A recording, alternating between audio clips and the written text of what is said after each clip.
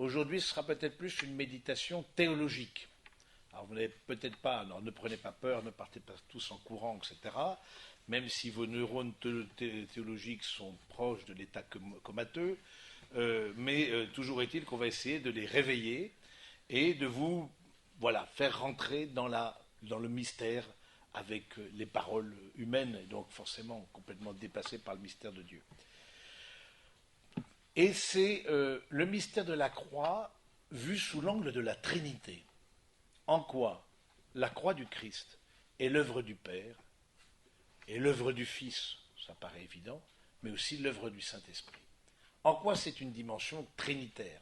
Et je pense que c'est bien que vous ayez l'habitude, nous avons un Dieu, nous n'avons pas les mêmes dieux que les autres, je veux dire, nous n'avons pas le même Dieu que les autres, on a tous le même Dieu, non, on n'a pas le même Dieu que les autres, d'autres ont un Dieu tout à fait sympathique, mais jamais ils vous diront qu'ils ont un Dieu qui est communion de personnes.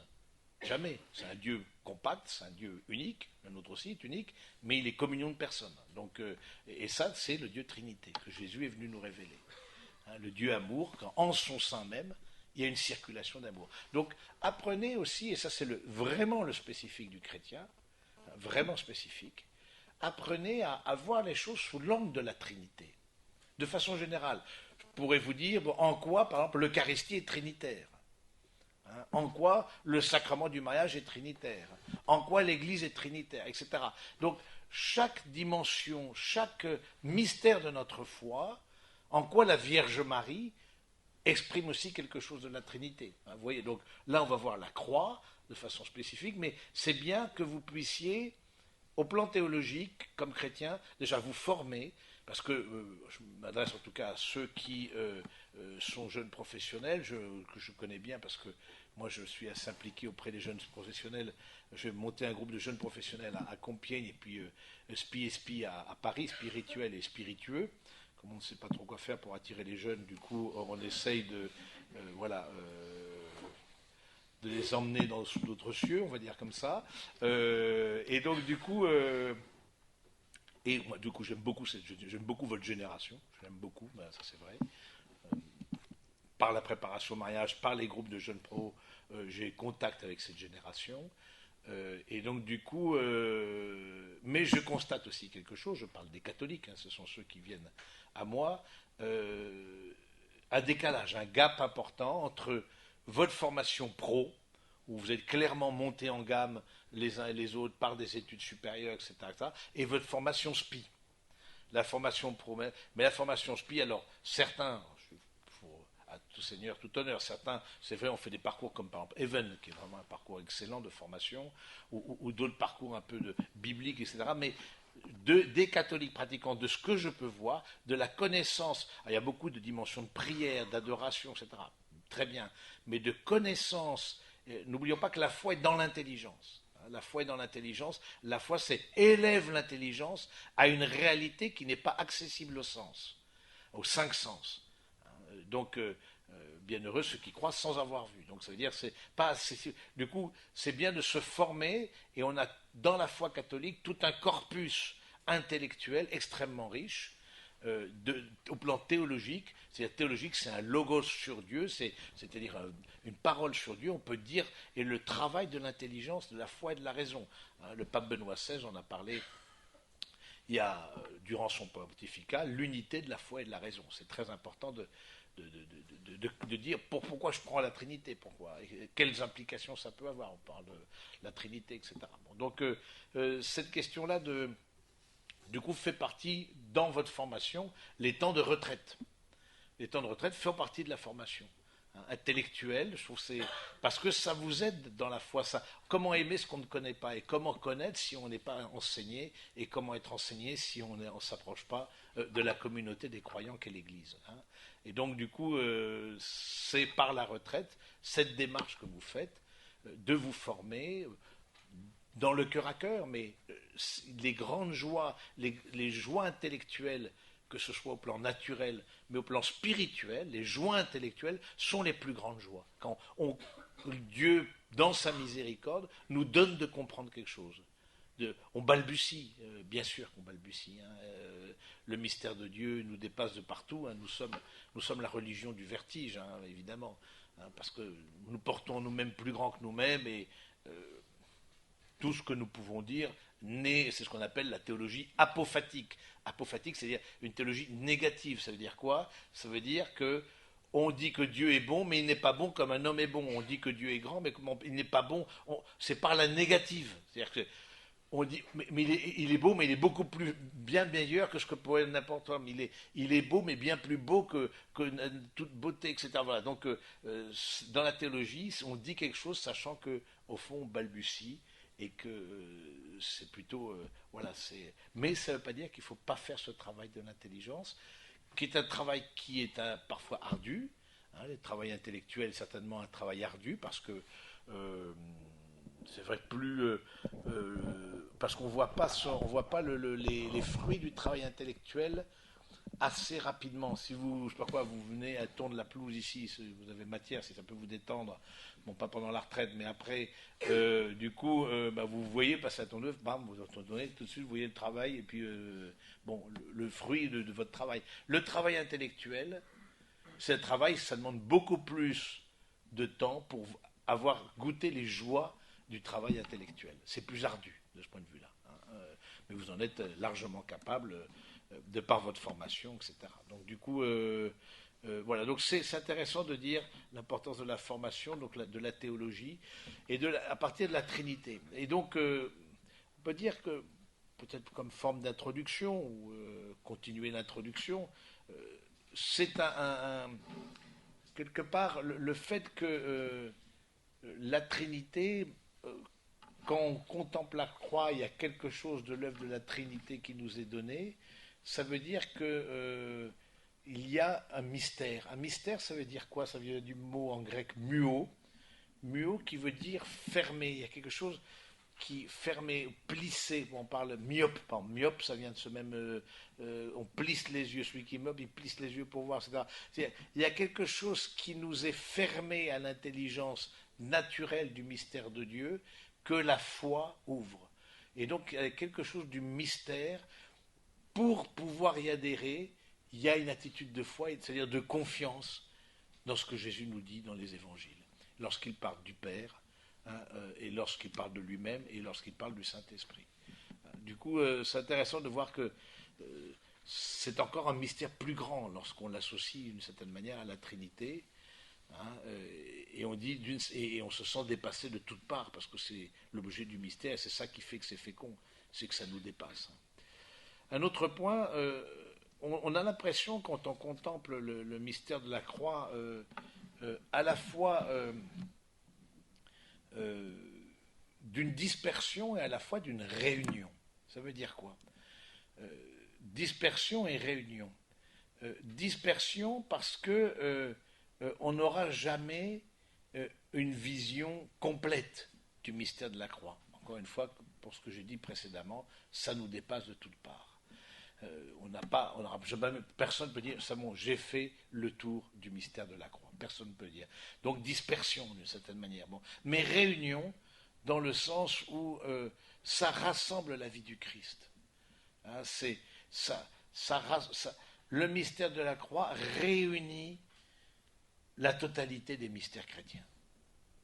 Tout mystère chrétien est marqué par le mystère de la passion, de la mort et de la résurrection du Seigneur. C'est pour ça que ces jours saints sont absolument capitaux dans notre foi. C'est le cœur de notre foi. C'est le cœur du cœur. Donc, vraiment, je vous félicite d'avoir pris sur votre temps. Vous aviez certainement plein de propositions, faire des balades à poney, etc., ou quoi qu'est-ce.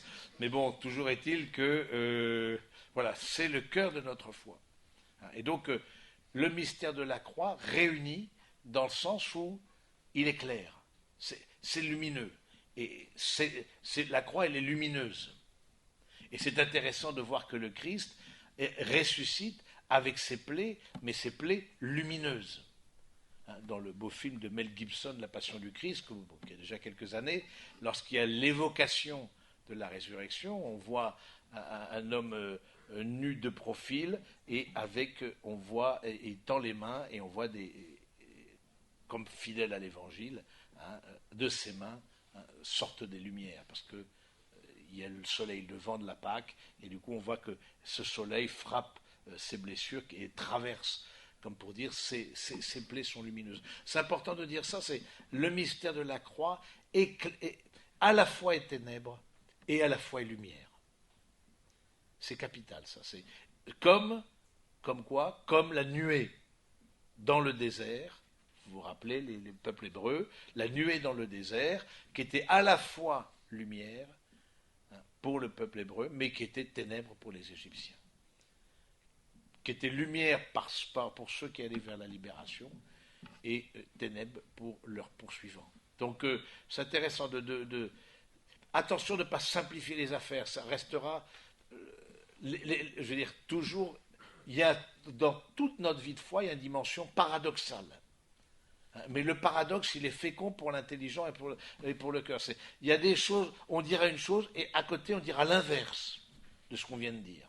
Et c'est bien, parce que sinon c'est pas une foi, c'est pas une église, c'est une secte, c'est un endoctrinement. On vous dit, voilà les questions, voilà les réponses. Ben non.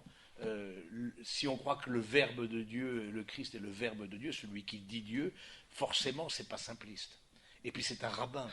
C'est un rabbin, c'est-à-dire que le mode rabbinique manie en permanence le paradoxe, manie en permanence la contradiction, pour précisément appeler d'autres questions. Il y a des questions, il nous donne des questions, le Christ, mais à nous de trouver les réponses.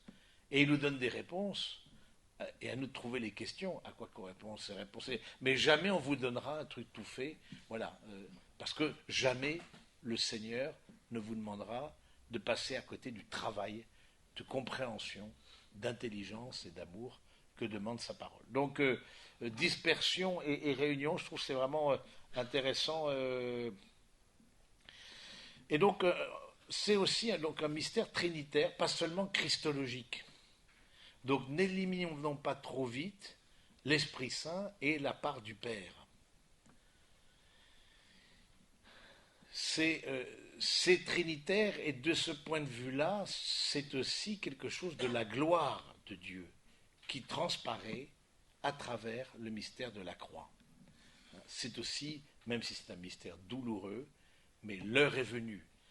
La gloire et la croix, c'est la grande œuvre du cardinal von Balthasar, de dire que cette heure de déréliction, c'est-à-dire cette heure d'abaissement, cette heure de rejet, est aussi la manifestation de la gloire. Et ça, c'est Père, glorifie ton Fils. Et ça, c'est que la foi qui peut nous donner, et que la dimension trinitaire. On dit glorifie ton Fils parce que le Fils est glorifié par le Père. Et le Fils, du haut de la croix, nous envoie son esprit. Il remit l'esprit. C'est la première Pentecôte. Donc, l'initiative vient du Père, l'initiative de la croix. Le Fils est médiateur. Un petit mot sur médiateur. Médiateur, c'est pas pareil qu'intermédiaire. C'est quoi la différence entre médiateur et intermédiaire? Vous savez, quand on parle du Christ, on dit il est le médiateur, unique médiateur entre Dieu et les hommes. L'intermédiaire n'appartient à aucune des deux parties.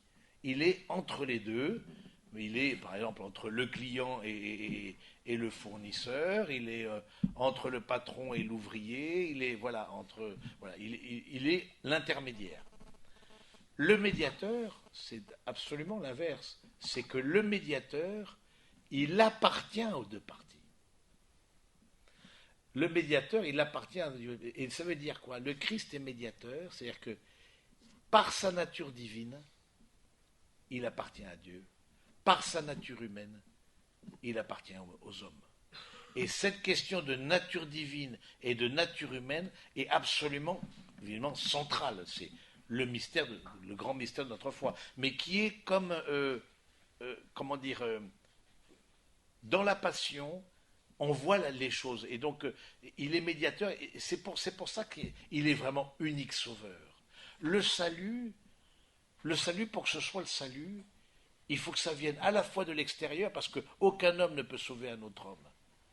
Mais un Dieu qui n'aurait rien à voir avec nous, qui n'interviendrait pas qui serait comme une réalité compacte et lointaine, non plus ne peut pas nous sauver. Parce qu'il faut, de l'intérieur de l'humanité, la sauver, tout en respectant notre nature humaine. Donc, seul un Dieu qui prend notre nature, hein, qui s'abaisse, et qui, tout en restant Dieu, seul ce Dieu-là peut être sauveur. Ça, parce que le salut doit venir de l'intérieur, du genre humain, mais il doit venir aussi de l'extérieur, l'œuvre de Dieu. C'est l'heure de Dieu. Je trouve ça intéressant de voir s'il y a quelque chose de glorieux dans la croix, justement. La croix est lumineuse, parce qu'elle est au service de la réconciliation, parce que Christ est médiateur, donc il peut réconcilier et l'homme avec Dieu, parce qu'il appartient, pour ainsi dire, aux deux. Il appartient aux deux. Et c'est important. Le Christ n'est pas personne humaine. Je rappelle, j'enfonce des portes ouvertes, parce que, mais au cas où vous ayez loupé une leçon de catéchisme, si tant est qu'on apprend ça au catéchisme. Donc, un petit rappel, le Christ n'est pas personne humaine. C'est très important, ça. Parce que personne humaine, ni même lui se sauverait. Il y a des tas de gens qui sont morts martyrs, qu'on a crucifiés. Mais ils n'ont sauvé personne. Ni même pas eux, d'une certaine manière. Mais justement parce qu'il est verbe de Dieu, c'est-à-dire celui qui dit Dieu, sujet, verbe, complément dans une phrase, le verbe c'est quoi? C'est celui qui exprime une action du sujet. Et donc le Christ est en une seule parole, en un seul verbe, le Christ exprime tout Dieu. Ce verbe de Dieu a pris notre nature humaine. C'est une personne divine qui a pris notre nature humaine, évidemment, qui part parce que personne divine a la nature divine. Donc c'est cette union des deux qui fait que la croix, quelque part, est lumineuse. Sinon, c'est juste un absurde. Et c'est important de dire que notre vie, soit elle est absurde, soit elle est mystère. Parce que dans notre vie, il y a des tas de choses incompréhensibles. Il y a des tas de choses mystérieuses. On se dit, mais pourquoi j'en suis là? Pourquoi telle chose n'advient pas dans ma vie? Pourquoi j'ai l'impression parfois de repartir en arrière? Pourquoi voilà. Et bien justement, il y a de dire que la passe du mystère, il y a quelque chose de caché, il y a quelque chose qui nous est encore fermé à notre intelligence humaine. On n'est pas dans la pleine vision, on est dans la foi. Et la foi, c'est un régime qu'on appelle d'indigence. Ça veut dire quoi l'indigence? C'est un régime de pauvreté. C'est la foi faute de mieux. Faute de quoi? Faute du face-à-face. Dans le face-à-face, nous dit saint Paul, mais il n'y a plus la foi. Dans l'au-delà, il n'y a plus la foi. Reste simplement la charité. Et donc, je trouve ça intéressant d'avoir cette vision-là, de reprendre conscience que le Christ, justement, il est médiateur, et c'est pour ça qu'il est réconciliateur. C'est l'œuvre de la réconciliation, la croix parce qu'elle est lumineuse, parce qu'elle réconcilie le genre humain avec le Père. Elle nous montre le chemin vers le Père. Nous indique le chemin vers le Père, la croix. Par le Christ, le Père traverse l'abîme du rejet de Dieu.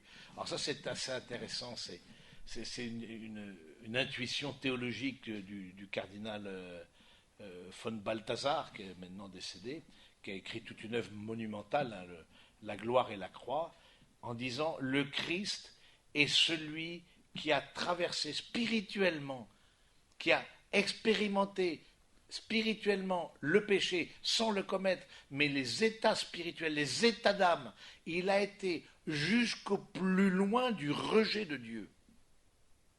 Le Christ, il a été jusqu'au plus loin du rejet de Dieu, intérieurement, spirituellement, dans son humanité, pas dans sa divinité, évidemment, vous comprenez ça, c'est dans son humanité, dans sa nature humaine, il a une vraie volonté humaine, une vraie sensibilité humaine, une vraie intelligence humaine, un vrai corps humain. Dans sa nature humaine, il a expérimenté spirituellement le rejet de Dieu, l'absence de Dieu, jusqu'à évidemment ce cri, mon Père, pourquoi m'as-tu abandonné? C'est-à-dire, on ne peut pas aller plus loin de Dieu que le Christ.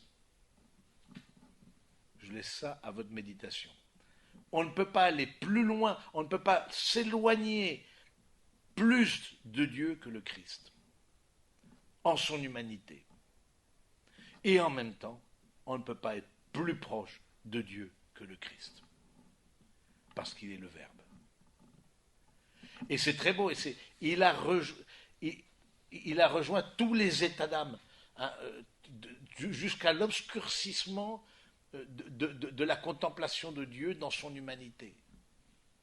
Donc cette intuition du cardinal Balthasar est vraiment assez. C'est une intuition, c'est pas de foi révélée, c'est pas dans le cas de.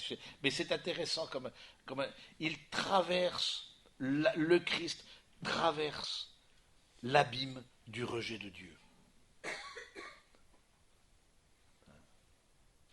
De sorte que personne puisse se dire athée, à privatif, c'est-à-dire sans Dieu. Parce que même s'il est dans le rejet le plus grand, le Christ a habité spirituellement ce rejet le plus grand.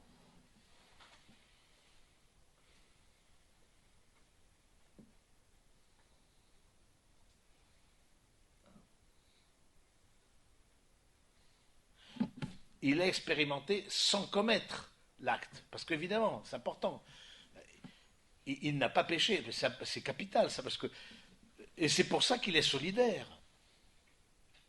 Il est solidaire de genre humain par la croix, justement parce qu'il n'a pas péché. Parce que le pécheur, c'est ce qui, au contraire, le péché, c'est ce qui sépare, c'est ce qui éloigne, c'est ce qui rend et l'autre étranger.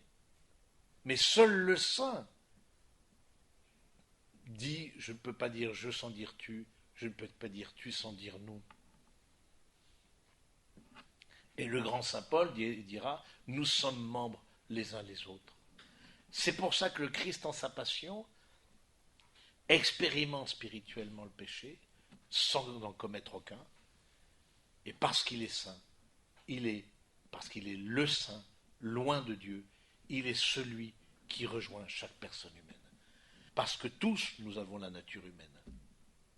Alors que s'il était personne humaine, il ne pourrait pas nous rejoindre. Ça, c'est capital. C'est capital dans notre foi. Il a la nature humaine. Il n'est pas personne humaine. Et donc, tous ceux qui sont de nature humaine, le Christ les a rejoints. Même celui qui va dans le plus grand rejet du Christ, le Christ l'a rejoint.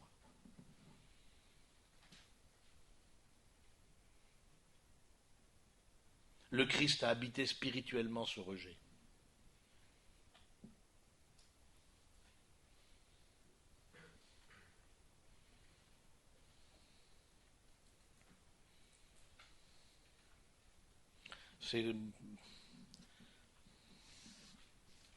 C'est assez vertigineux.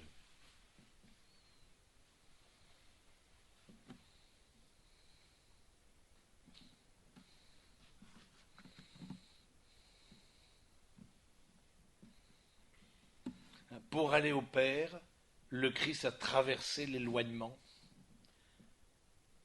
de façon que aucun lieu soit exempt de la miséricorde. En chaque lieu spirituel, en chaque état d'âme,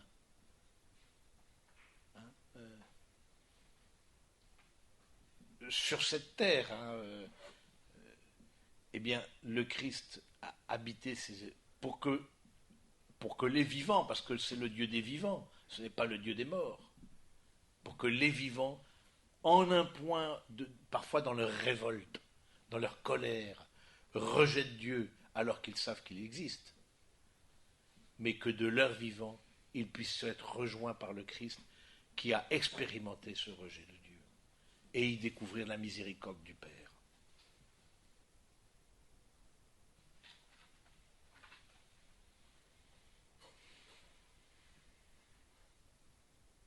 C'est énorme.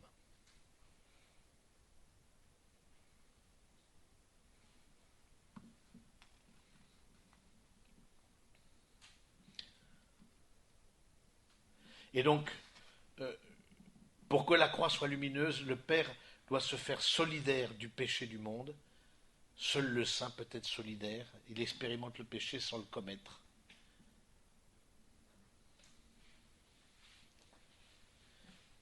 Et c'est par comment est-ce qu'on voit cette solidarité du Christ avec le genre humain? C'est par l'angoisse.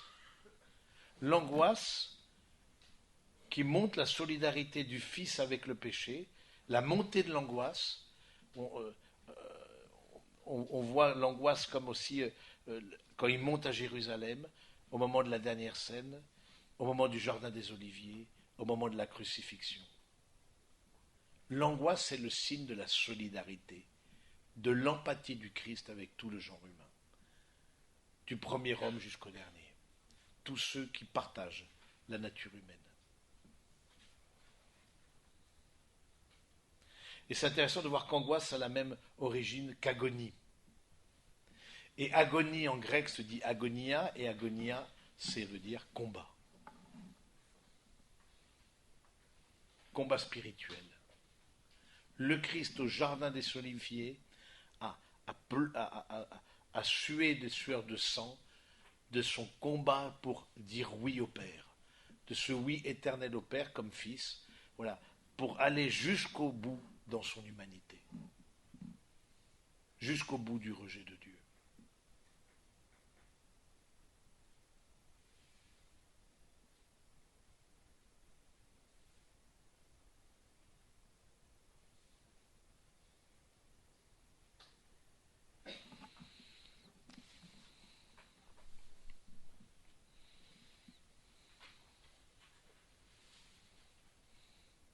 Et plus il s'éloigne du Père spirituellement, dans son humanité, plus la souffrance due au péché augmente en lui.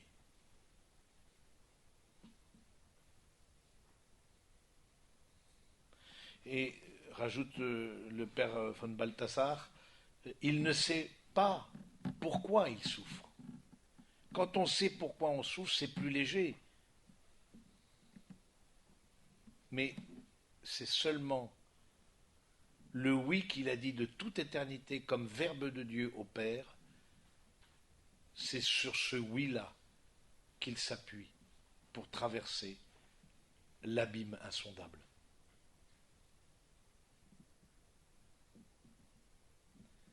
Par amour, il expérimente la distance d'avec le Père, prendre sur lui la malédiction.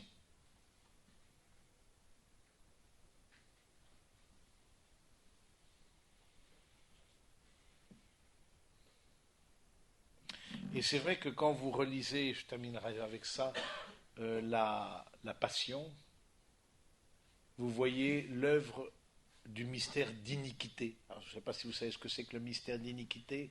Le mystère d'iniquité, c'est le mystère du mal. Le mystère du mal. Le mal, le démon, à l'œuvre dans le monde.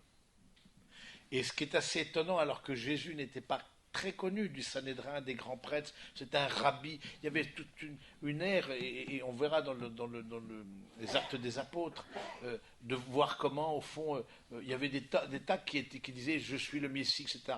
Et vous vous rappelez quand Gamaliel, justement, fait comparaître les apôtres, etc. Il dit au Sanhédrin, mais faites attention de ne pas vous trouver en guerre contre Dieu. Il y a eu un tel, il a eu des disciples, il est mort, et les disciples sont dispersés. Il y a eu un tel, il a eu des disciples, il est mort, les disciples sont dispersés. Et ceux-là sont encore devant nous. Et 2000 ans après, nous sommes devant, ici, devant le monde.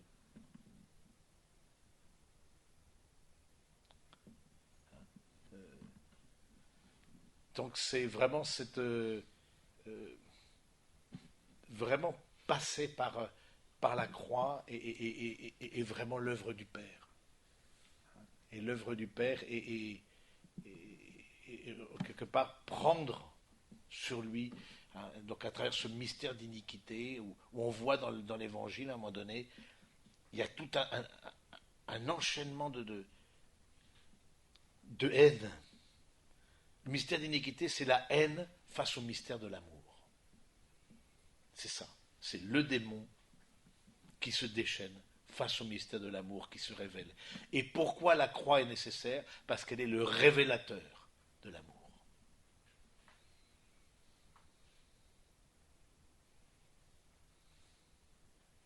Et donc on voit, alors qu'il était peu connu, etc., il est, voilà, on décide tout de suite de le faire mourir. Après l'épisode de la femme adultère, etc., on voit au chapitre 8e de Saint Luc, voilà, où on le voit en train de, les autres veulent ramasser des pierres et lui jeter, et eux passent au milieu d'eux, aller son chemin, parce que l'heure n'était pas venue. Et puis encore, dans le récit de Saint Luc aussi de la Passion, on voit le fait d'être lapidé, et à un moment donné, il y a comme une haine.